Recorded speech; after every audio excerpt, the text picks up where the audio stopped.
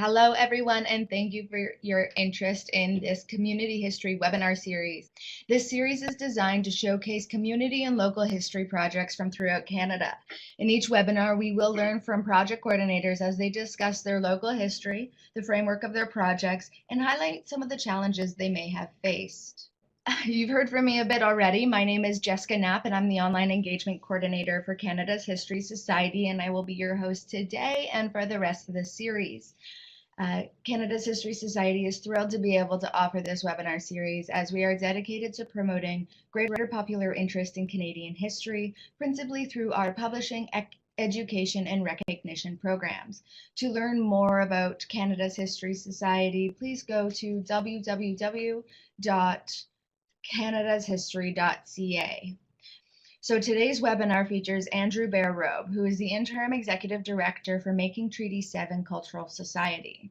Andrew Bear Robe was raised on the Blackfoot Indian Reserve Siksika Nation, situated 100 kilometers east of Calgary. He is a fluent Blackfoot speaker and was raised traditionally. Andrew has been a long-time leader of the Prairie Chicken Society since early childhood and has been a mounted leader of the Brave Dog Society for many years. Andrew works and consults with Aboriginal political and thought leaders across Canada. His professional career has been involved in improving socioeconomic opportunities and quality of life challenges for Aboriginal people, including Treaty 7 First Nations. It is my absolute pleasure to have Andrew and the Making Treaty 7 Cultural Society be a part of this webinar series. I would like to welcome Andrew to begin his presentation. Thank you, Jessica. Good morning, everybody. I'd like to begin by stating the main point I wish to stress is that Making Treaty 7 is all about presenting in a cultural stage production format about the spirit and intent of Treaty Number 7 of 1877. And we operate on a theme that we are all treaty people. This includes all Canadians, past, present, and future generations. And with the Blackfoot Confederacy, Tsuut'ina, and Stoney Nakoda First Nations. Our message is that the parties to Treaty Number 7 of 1877, which involved the Crown, the Blackfoot Confederacy, Tsuut'ina, and Stoney Nakoda, are better served by knowing and experiencing the stories of our shared history, our shared Canadian history. The next generation grows in their understanding and wisdom as the power of theater brings these stories to life. Our audiences are entertained and enriched through an authentic experience of the culture that has defined this place for millennia. I'd like to also point out that this history is not well known amongst Canadians. It has been my singular experience that Canadians, broadly speaking, do not know anything about Canadian Indian treaties, especially the treaties number 1 to 7, which were entered into by the Crown and First Nations concerned starting in 1871 and lasting until 1930. So that's not a very long time ago. Making Treaty 7 production explores the historical significance of the events at Blackfoot Crossing in 1877 that saw the signing of a land-related treaty between the federal government and the Blackfoot Confederacy, Tsuut'ina, Stoney Nakoda First Nations, while investigating the consequences and implications of Treaty 7 141 years ago. And a lot has happened over those 141 years. I would say, on the whole, this has not been a positive experience for First Nations that signed the Victorian treaties 1 to 11. Here's a portrayal of some of our actors. The elders and the actors which play the role of the chiefs. Now, Making Treaty 7 methodology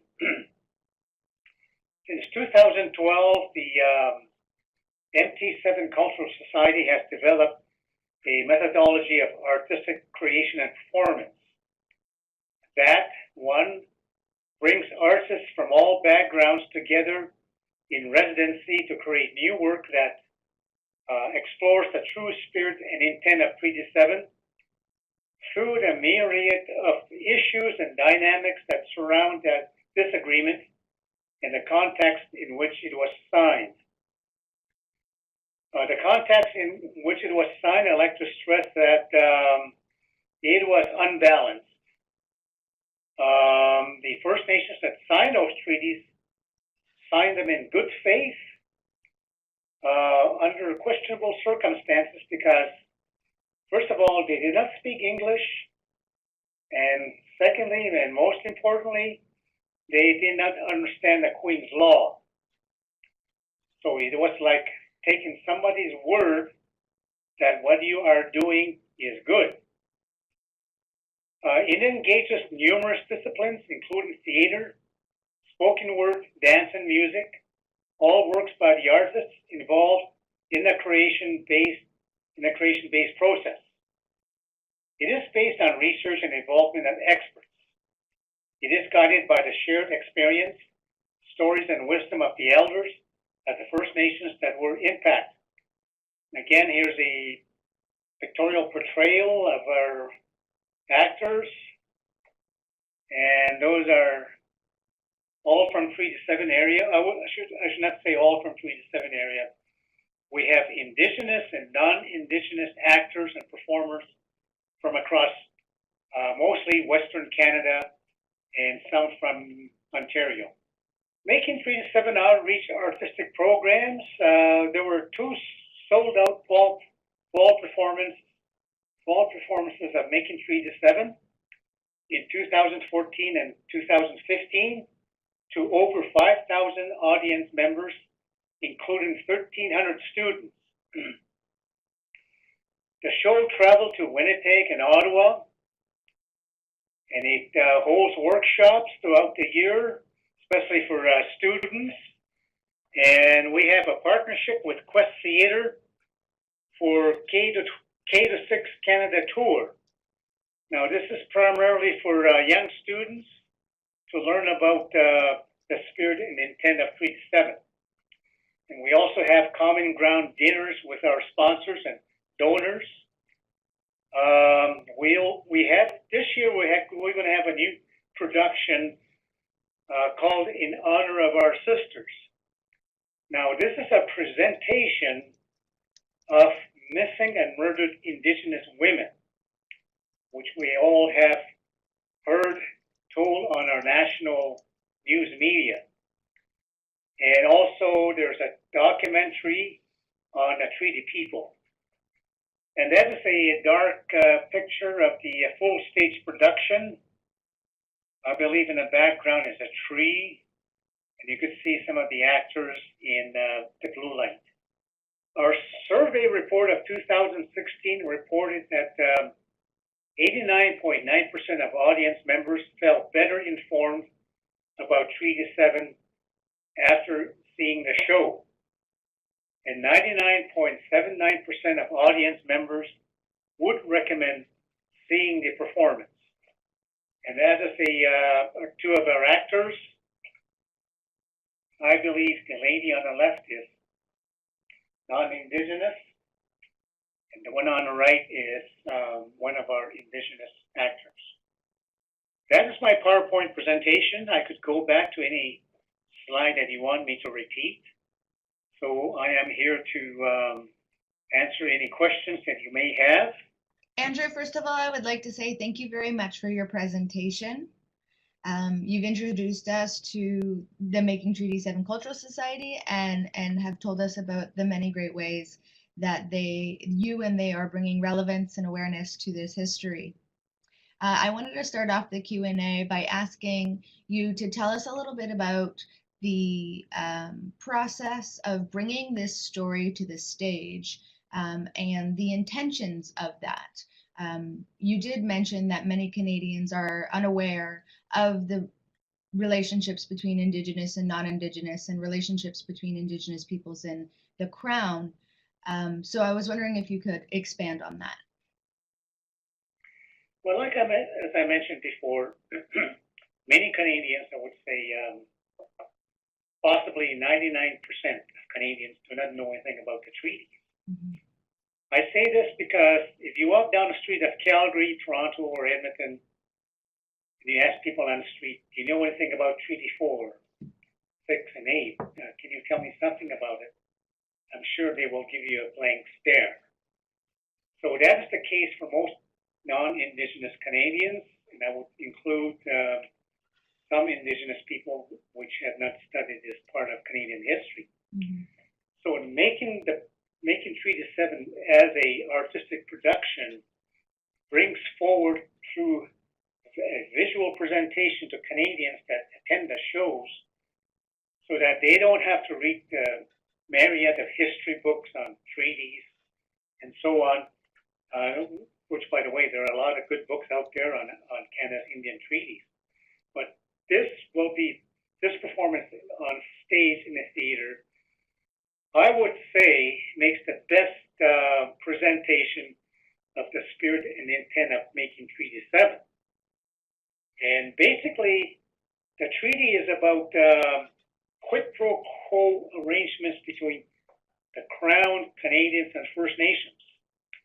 The Crown obtained Blackfoot traditional territory as example in exchange for what are called treaty rights to health, education, economic development, housing, infrastructure, and etc.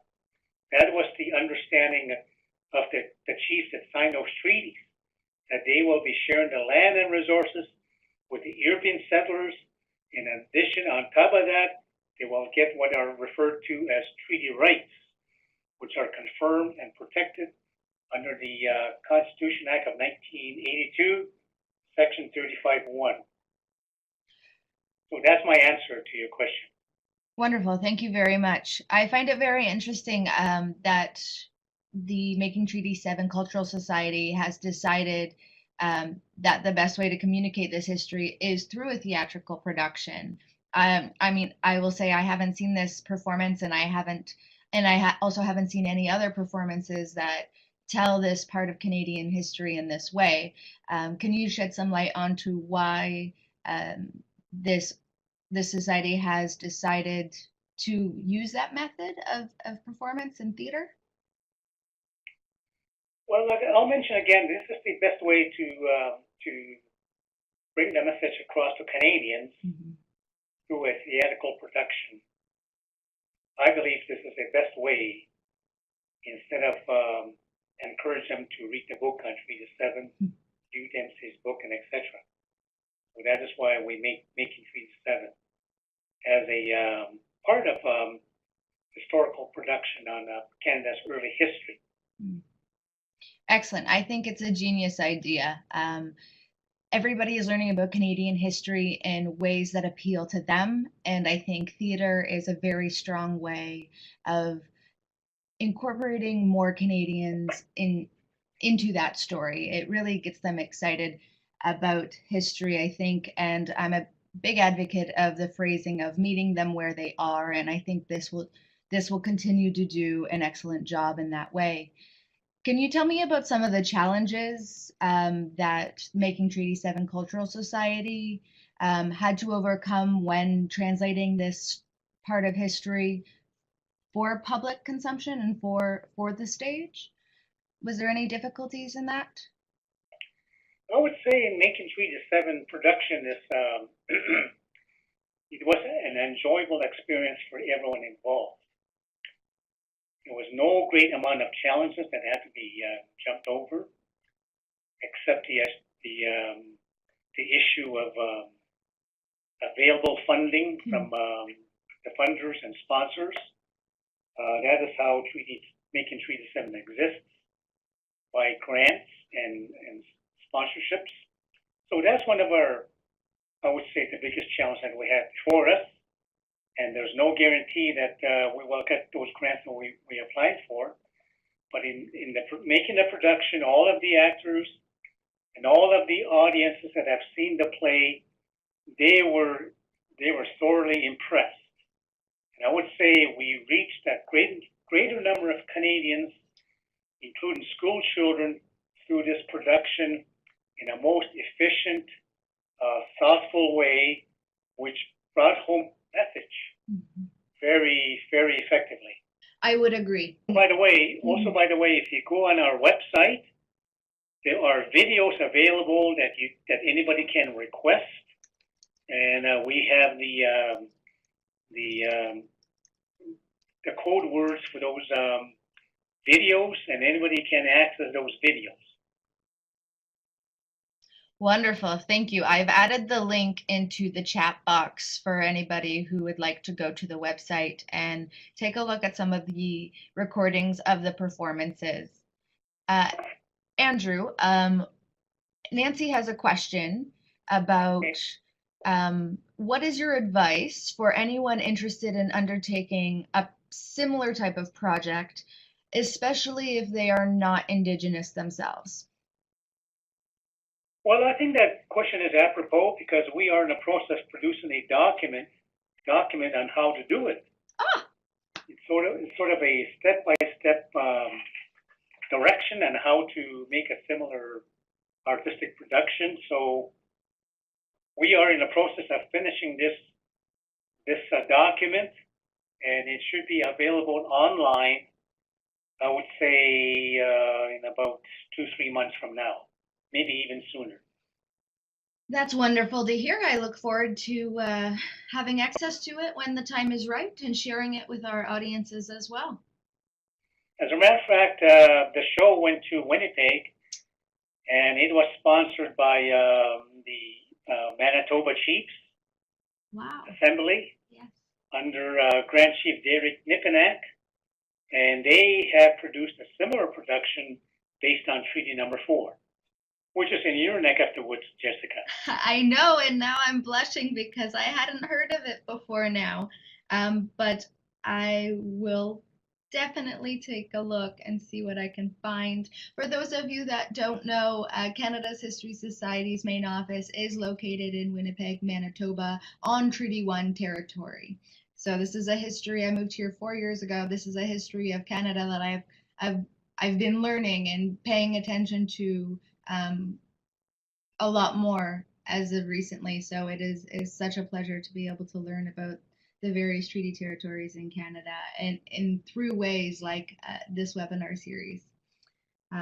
So Andrew, you were saying the performance on Treaty 4 came before the performance on Treaty 7? No, subsequent to our visit. Okay, wonderful. Yeah. Is the Making Treaty 7 performance touring at the moment? Where is the next location it will be? We're still working on our 2018 schedule of performances. I believe the first one will be in September. Yeah, September and November we will have the Missing and Murdered Indigenous Women production. You'll go on the road in those 2 months. And subsequent to that, we're going to have the Making Treaty 7 production on the road in November. And in between that, we have what we call the children's programs, where they're bussed in to see the various parts of our productions at the Grey Eagle Casino here at the beautiful Chatina First Nation country. That's wonderful. I love that your society is doing specific outreach to youth and helping them learn this history, I would say a lot sooner in life than many other Canadians, just echoing your point there. Can you expand on why it is so important for young Canadians to be aware of this history? It's very important because as this current generation and past generations, they learn nothing about Indigenous relations while they were going through school, including post-secondary education. It's only been recent that the high school curricula has begun to include Indigenous history such as the treaties, and also university institutions are beginning to indigenize their academic programs, including Mount Royal University, the University of Calgary, the University of Winnipeg, and the law school at McGill. And so it's something that is happening across Canada. It's only going to pick up steam, I believe. Mm-hmm. And I'm glad this is happening because this generation of young Canadians and those that are coming behind them will be more knowledgeable and aware of Indigenous relations in this country and how they are important to the making of Canada as it is today, 150 years ago, based on the treaties. We have to appreciate and understand that the Crown's representatives came out west to ask the First Nations if they signed this treaty, it would allow the westward expansion of European settlement. So European settlement and the CPR railway tracks followed the progress of treaty making towards Western Canada, which stopped dead at the Rocky Mountains, and BC fought against that process, and it still is fighting against that process. Thank you, Andrew. I would like to remind the audience we are accepting questions through the chat box in the bottom right-hand corner of your screen. If you had any questions, please type them out there and hit enter, and we are happy to respond to them. In the meantime, Andrew, is there anything you want to add to your presentation? Well, I would like to say that this is an issue. It's a constitutional issue because Aboriginal and treaty rights are already constitutionalized, but nobody knows what those rights mean, Aboriginal rights and treaty rights. Mm-hmm. And they are being resolved step by step through court battles, through the courts. Mm-hmm. Supreme Court of Canada mm-hmm. makes decisions on what Aboriginal right means to fish, logging, and the natural resources of this country. And there has not been many court cases on treaty rights, but they will be coming on stream, I would say, within the next couple of years as a result of the initiatives of the chiefs. But it's something that's very important to Canada to deal with as soon as they can. I don't know if this Liberal government will do that, but hopefully the next government that is formed by Canadians will eventually deal with the treaty issues in this country. Because I would say most, if not all, First Nations peoples in this country, they really feel that they were dispossessed of their lands for next to nothing. Mm-hmm. All they got in return is dependence on social welfare. And that's not a nation-to-nation agreement. So therefore, it is quite an important issue. I agree, Andrew. Thank you for sharing that. I wanted to let you know that Shannon has asked a question, and she wants to know if you did involve young people and students in the creation of the treaties, Making Treaty 7 performance. Yes, we have young people in the creation of Making Treaty 7, young Indigenous actors in their teen years, and I don't think we involved non-Indigenous students.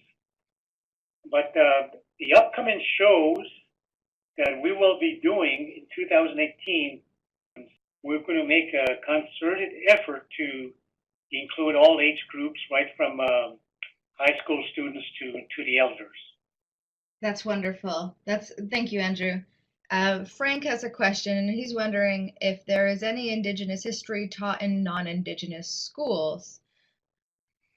Yeah, I can't speak for the other provinces, but I know that the Alberta government, the Ministry of Education, has mandated all high schools in the province to begin including Aboriginal learning courses as core courses for high school students.